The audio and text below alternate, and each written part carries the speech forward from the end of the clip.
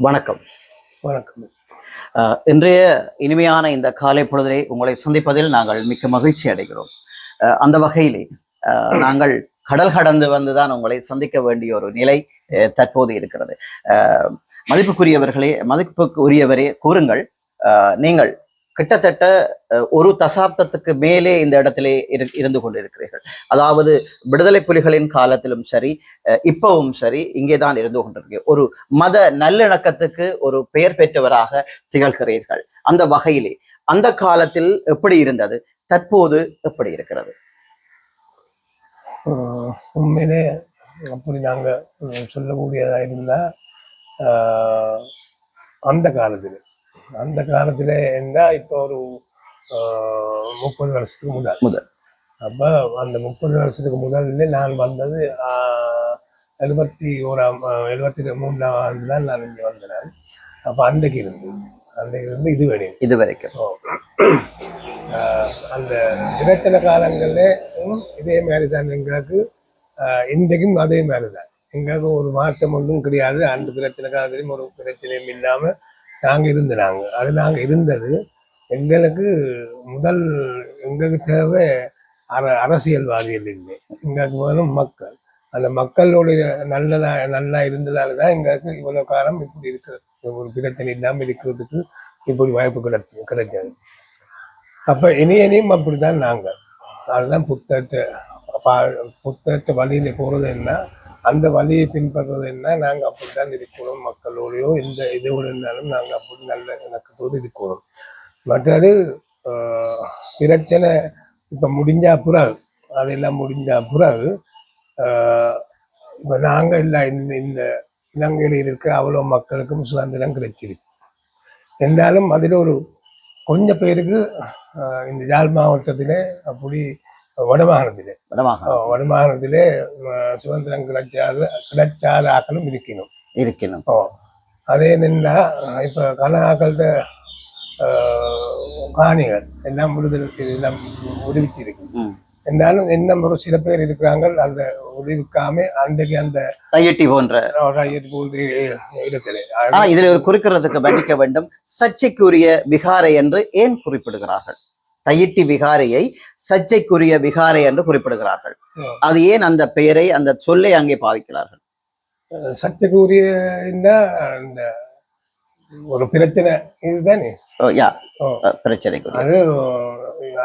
அதுக்கு என்னென்றா அது நாங்கள் சொல்றதுன்னா உண்மையிலே அந்த வரலாறுல இருந்த இடம் ஒன்றுதான் திஸ்ஸவிகாரைன்னு சொல்றது. திஸ்ஸவிகாரை. என்றால் இப்போ நாங்கள் பார்க்க போனா அந்த பழைய தொல்பொருள் நதிகள் கொஞ்சம் குறைவு, அவ்வளோ பெருசா எங்க காணக்கூடியதா இல்லை. அப்ப உண்மையிலே அந்த இடம், அந்த திஸ்ஸவிகாரை இருக்கிற இடம் நைனாது இந்த கோவிலுக்கு சேர்ந்ததுதான். அது இந்த இடம், அந்த திஸ்ஸவிகாரை இருக்கிற இடம், திஸ்ஸவிகாரை இருக்கிற இடம் இல்லை, இப்ப செய்த இருக்கிற இடம். திஸ்ஸவிகாரை இருக்கிறது உண்மையான திஸ்ஸவிகாரை இருக்கிறது அந்த பக்கத்துல இருக்கிறது. மற்றது இது உண்மையான திஸ்ஸவிகாரை இல்லை. அதே இப்ப நான் சொல்றதான், இது இப்ப கட்டினது, இது பலாத்காரமா கட்டினது. மற்றது இவைக்கு நான் சொல்லேன் இது அந்த இடத்துல கட்டினது. ஏன்னா அந்த சாமியாருக்கு இந்த வடமாநிலத்திலே கோவில் இல்லை.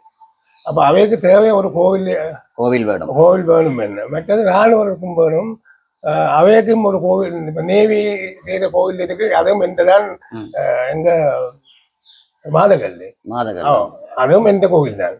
அப்ப நேவி தான் அது பாக்குறது. இவைக்கும் தேவையாயிருக்கு, தாங்க பார்க்கக்கூடிய இது ஒன்று போகணும் என்ன ஆமியை செய்தோம். இந்த சாமியோடு தான் அது செய்து.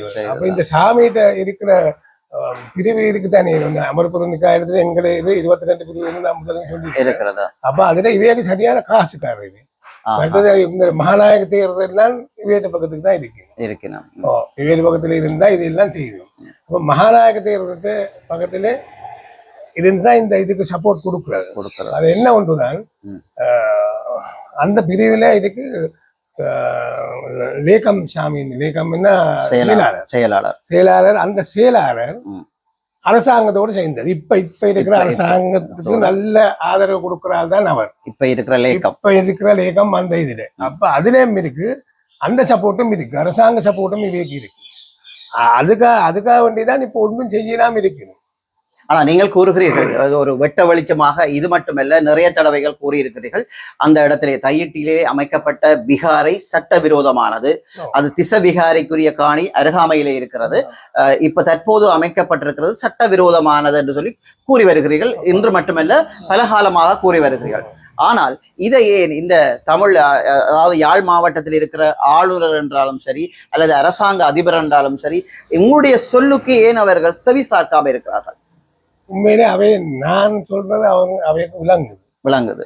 அவைக்கு விளங்குனாலும் அவை அரசாங்கத்துக்கு சப்போர்ட்டா இருக்கிறார்கள். சப்போர்ட்னா அதை செய்யதான் போகணும். அரசாங்கத்தை எது சொல்றதோ அதை அவை செய்யணும். அதுக்கு அவை கடன்பட்டிருக்கு அரசாங்கம் சொல்றது செய்யறதுக்கு. அப்ப இவையிட்ட போல இதுல இல்லை. அரசாங்க அதிபரோ இல்லாத இங்க இருக்கு விதானி மேலோ மற்ற ஏஜியாவையோ ஒருத்தருக்கும் ஒன்றும் செய்கிறார்கள். அது உண்மையிலே எங்களுக்கு தெரியுது. அது இதுதான் பிரச்சனைன்னு சொல்லி அதனாலதான் பெரிய இடத்தால் இருந்தா அது அந்த இடத்துக்கு அதுக்கு வரணும். இப்ப நீங்க சொல்ற இப்ப நீ 6 வந்தாலும் தீராது, தீர்க்கிறதுக்கு கஷ்டம், இவங்க செய்ய மாட்டாங்க. உங்களுடைய அதாவது கிட்டத்தட்ட 72ஆம் ஆண்டு இங்கே வந்திருந்தீங்க. 72ஆம் ஆண்டுல இருந்து இன்று வரைக்கும் இப்போ 2026 வரைக்கும் இந்த இடத்திலே நிலை கொண்டிருக்கிறீர்கள். அந்த வகையிலே இந்த தையிட்டி விகாரைக்கு என்னதான் தீர்வு? இதுக்கு தீர்வு தான் நான் முதலும் ஒருக்கா சொன்னேன். இதுக்கு தீர்வு என்னன்னா அதுதான் சமாதானத்துக்கு முதலிடம் கொடுக்க. இதுதான் நான் சொல்றது.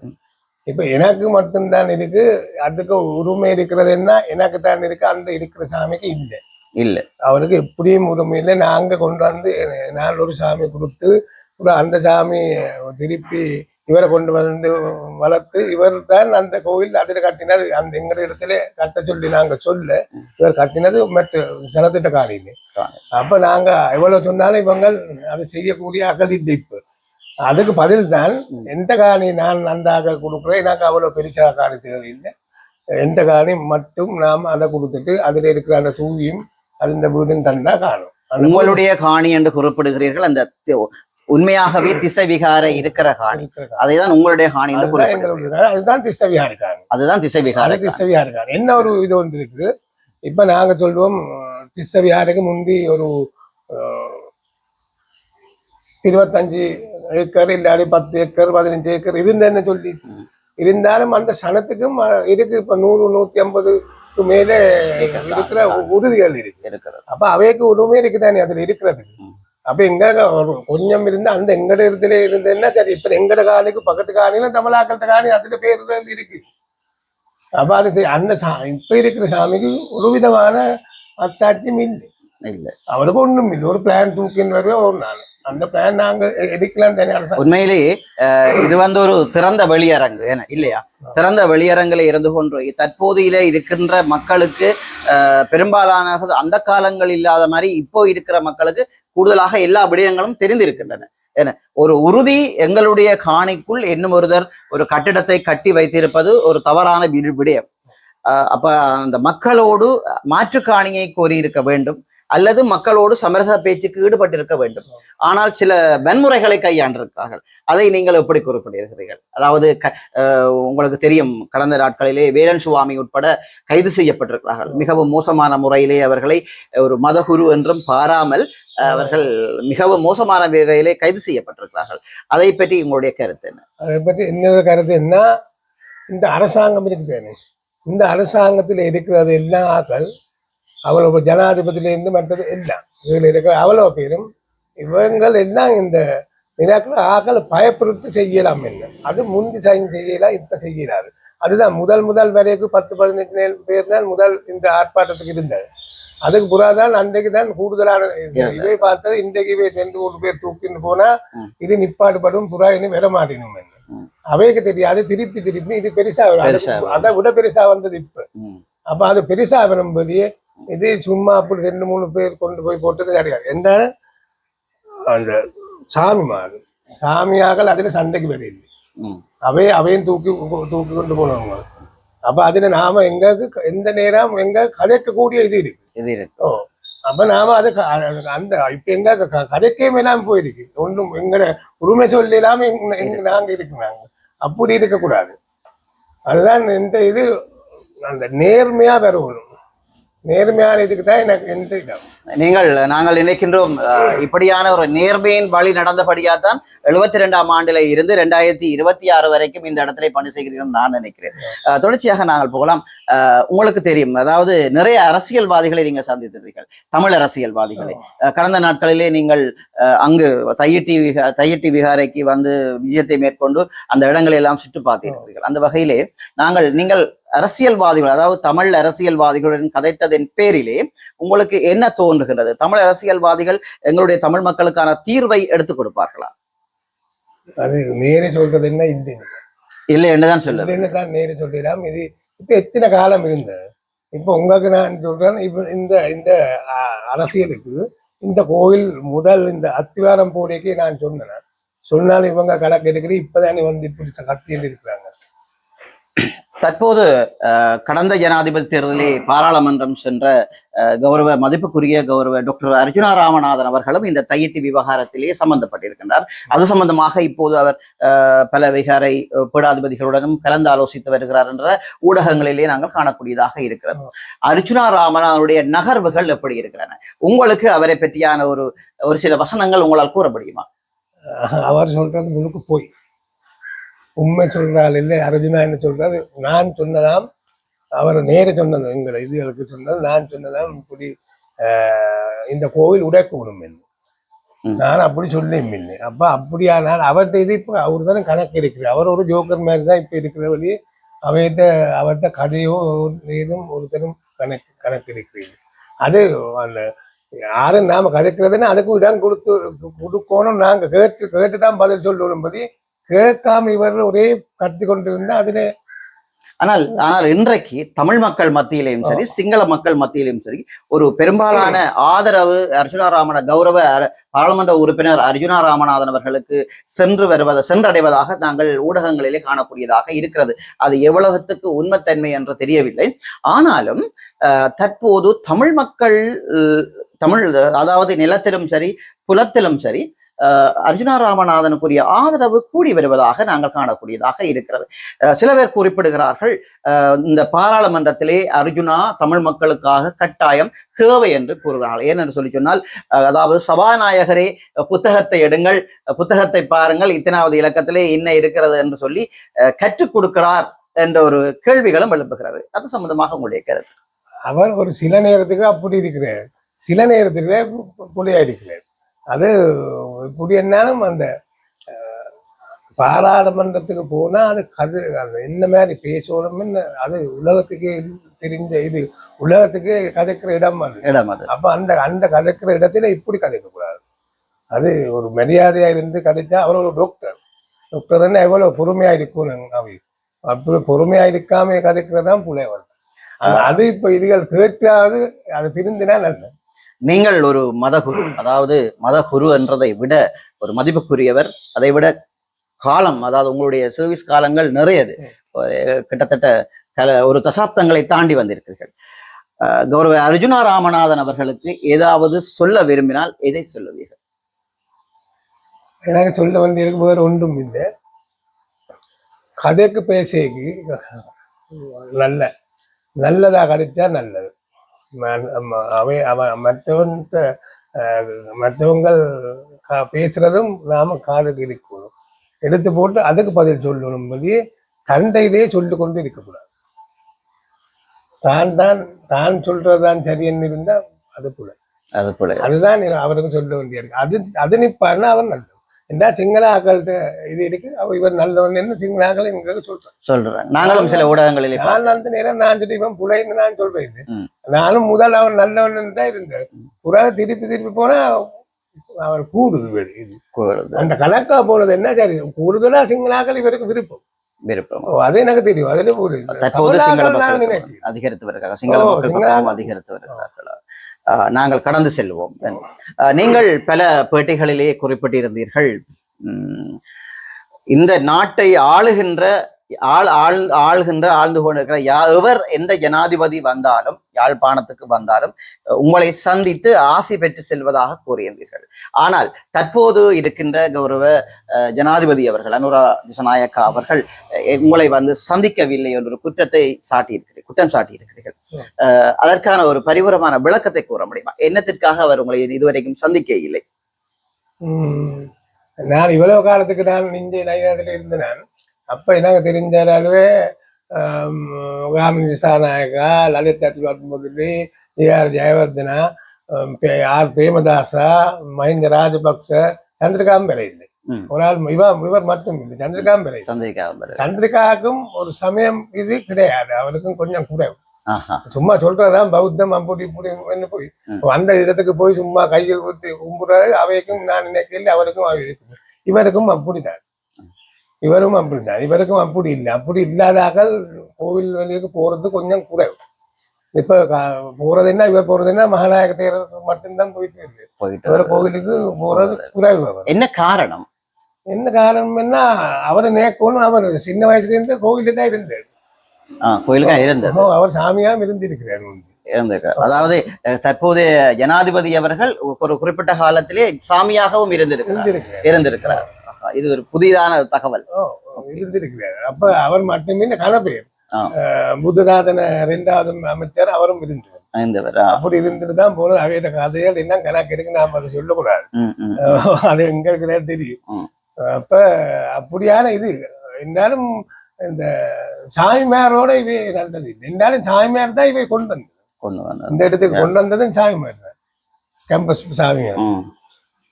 இங்க வராமறது என்னன்றோ எனக்கு என்ன தெரியாது. அவர் நினைச்சிருப்பார் நான் மஹிந்தார் ஆள் என்ன. உண்மையான மஹிந்தாவோட நான் நல்ல சிநேகிதமா இருக்கிற மஹிந்தாவோட என்ன அவன் சொல்றது செய்தான்.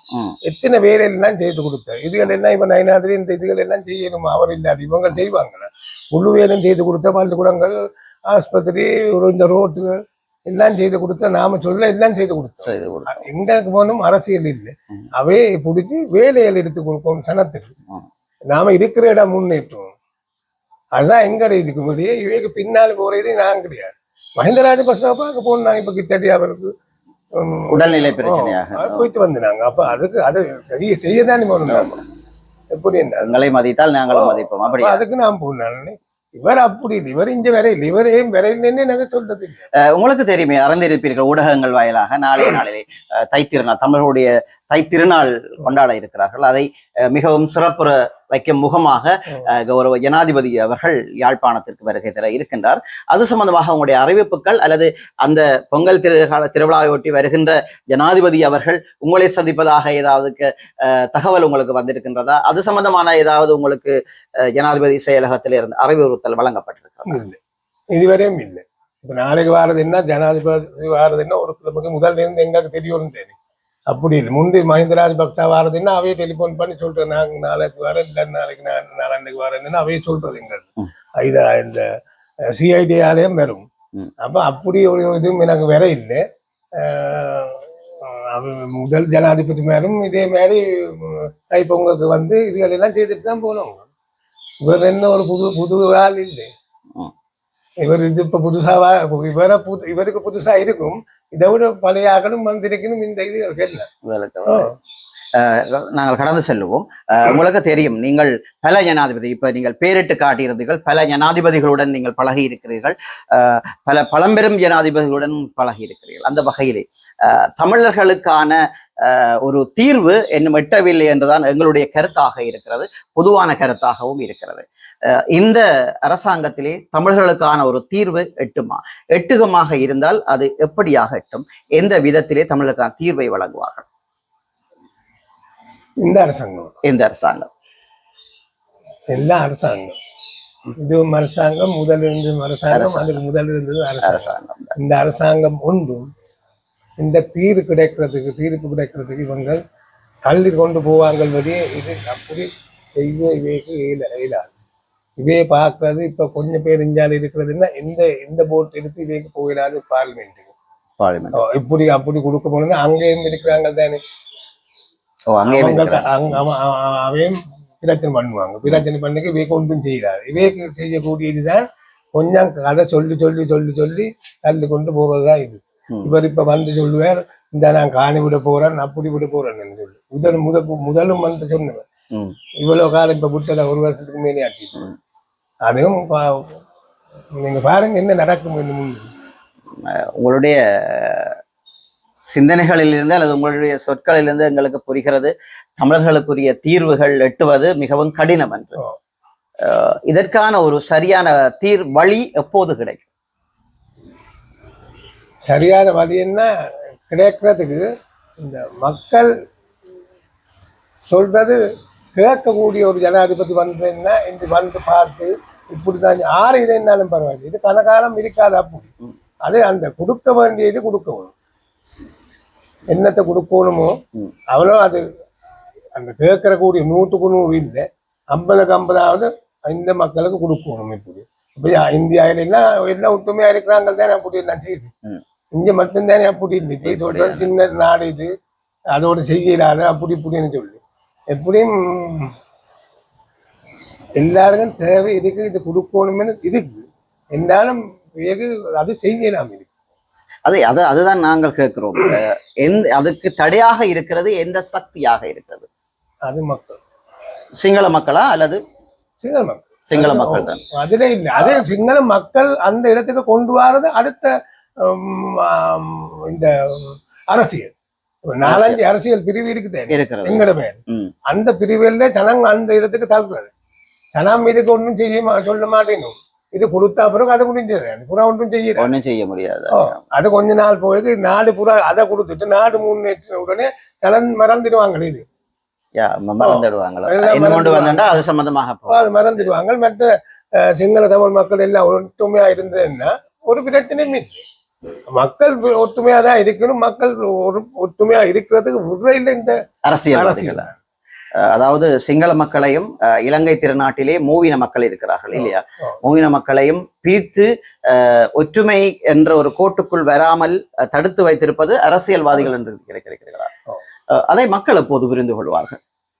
மக்களுக்கு தெரியும், மக்களுக்கு ஒன்றும் செய்யலாம் இருக்கு, மக்களுக்கு தெரியாம இல்லை. மக்கள் என்ன இப்ப மலைநாடு தமிழ் மக்களோட என்ன மாதிரி சிங்களாக்கள் அங்க இருக்கிறது எனக்கு தெரியும். நான் எங்கட சிவனபாத கோவில் ஒன்று இருக்கு, அங்க இருந்தேன் கொஞ்ச நாள். அப்ப அந்த நேரம் நான் அங்க கண்டிருக்கிறேன். இப்ப ஒரு சாமியும் இருக்குதானே, அவர் ஐயராக இருந்து வந்து இப்ப சாமி எங்க இதுக்கு வந்து சாமியாகி அவர் இப்ப எல்லாம் வரையிலன்னு சொல்றாரு எல்லாருக்கும். அவர் அந்த ராகுல அவர் எல்லாம் அந்த தமிழ் மக்களோட இருக்குது. ஆமா, அவர் அதுல இருந்து வந்தால் என்னாலும் மிக்க தமிழ் மக்களோட நல்லதா இருக்கு. இப்ப நாங்க பார்த்தா தெரிந்தேன். அப்ப நாங்க இவன் எது சொன்னாலும் நாம கேட்கக்கூடாது. நாங்க எங்கட இதுல நாங்க போகணும், இதுதான் நமக்கு சரியிருந்தா நாங்க அதுக்கு தான் இது போடும்படி அவரை சொல்ற கதைக்கு நாங்க நெளியக்கூடாது. இந்த காணொலி ஊடாக எங்களுடைய மக்கள் ஒரு சரியான தெளிவான விளக்கத்தை பெற்றிருப்பார்கள் என்று நான் நினைக்கின்றேன். அதை விட உங்களுக்கு தெரியும், தற்போது டித்தா புயல் எல்லா இடமே அந்த அனர்த்தம் நடந்து கொண்டிருந்தது. அந்த வகையில் நைனாதீவு எப்படி இருந்தது? டித்தாக்கு பிறகு அதுக்குரிய ஒரு புனரமைப்புகளை செய்து வருகிறீர்களா அல்லது உங்களுக்குரிய உதவி திட்டங்கள் எல்லாம் சரியான முறையிலே கிடைத்திருந்ததா? இல்லை, நைனாதீவுக்கும் வந்தது. இப்படி நைனாதீவு கடல் வந்தது இந்த பின்பக்கத்தால முன்னுக்கு தண்ணி மலையோட இந்த இந்த இந்த இந்த இந்த இடமே மூடுபட்டு போனது. அப்ப இவ்வளவு காலம் ஒன்றுமே செய்யலை. வந்து அந்த அரசாங்கம் பாக்கியம் இல்லை ஒரு தரம். அந்த எங்களுக்கு தேவையில்லை. இன்னைக்கு ஒரு 20-25 வீடுக்கு மேல எல்லாம் இருக்கலாமே பள்ளிக்கூடத்துல வந்து இருந்தது. அப்ப அவையாவது பாக்குறதுக்கு எதுவும் கொடுக்கறதுக்கு என்ன எனக்கு தெரிஞ்ச அளவு இல்ல. என்ன மட்டும் இல்லை, கன பேருக்கு இல்லை, அங்கேயும் இல்லை. சொல்லே சொன்னது இப்படிதான் ஒண்ணு அப்படித்தான் சொன்னீங்க, அப்படி இல்லை. இதுவரைக்கும் எந்த ஒரு உதவி திட்டங்களும் இந்த இடத்துல வந்து சேரவில்லை. என்னத்திற்காக நெடுந்தீவு மக்கள் புறக்கணிக்கப்படுகிறார்கள்? திட்டமிட்டு புறக்கணிக்கப்படுகிறார்களா? நெடுந்தீவு மக்கள் யாழ் மாவட்டத்திலேயும் சரி, வேற வேற பிரதேச செயலங்களிலும் சரி, குறிப்பிட்ட ஒரு அன்னளவான உதவி திட்டங்கள் வந்து சேர்ந்தன. நெடுந்தீவு இல்ல வேற வேற மாவட்டங்கள், யாழ் மாவட்டத்திலே வேற வேற பிரதேசங்களிலே. ஆனால் ஏன் இந்த நைனாதீவு மக்கள் புறக்கணிக்கப்பட்டிருக்கிறார்கள்? இதுக்கு இங்க இருக்கிறதுன்னா கதைக்கிறதுக்கு நாம் மட்டும்தான் இருக்கு. வேற ஒரு டைம் அவங்க கதைக்கு அதுகள் வாங்க போற இல்லை. மற்றாக்கள் என்ன நெடுந்தீவாக்கள் அப்படி இல்லை. இல்லைன்னா உடனே எல்லா ஆக்கள் ஒன்றா சேர்ப்பாங்க. இதே கொஞ்சம் ஒன்றா சேர்றது குறையும். அதுதான் மாறும். எல்லாத்துக்கும் நான் சொல்றேன், எல்லாம் நாங்க ஒன்றா சேர்ந்தாதான் பவர் இருக்கு. அதை எடுக்கிறதுக்கு எல்லாம் ஒன்றா ஒற்றுமையா வரணும். இதே கொஞ்சம் பின்னடிக்கு வாரது குறை. நாங்கள் இந்த நிகழ்ச்சிகளூடாக இதையும் கேட்டு வைக்கின்றோம். இந்த நெடுந்தீவு மக்களும் இந்த நைனாதீவு மக்களும் நிறைய பாதிக்கப்பட்டிருக்கிறார்கள். அவர்களுக்கும் இந்த சமகால நேரத்திலே இந்த உதவிகள் வந்தடைய வேண்டும் என்று கேட்டுக்கொண்டு, அதைவிட இந்த நேரத்தில் எங்களுடைய பொன்னான நேரத்தை எங்களுடன் நாங்கள் தொடர்பு கொண்டு கேட்டபோது, இல்லை நீங்கள் வாருங்கள் என்று சொல்லி எங்களை வரவழைத்து இவ்வளவு நேரமும் எங்களுடன் இந்த செவியை தந்தமைக்கு மிக்க நன்றி. இன்னும் ஒரு செவியில் உங்களை சந்திக்கும் வரை உங்களுடைய விடபெறும் நான் உங்கள் ஆர்கே ரஜி. நன்றி.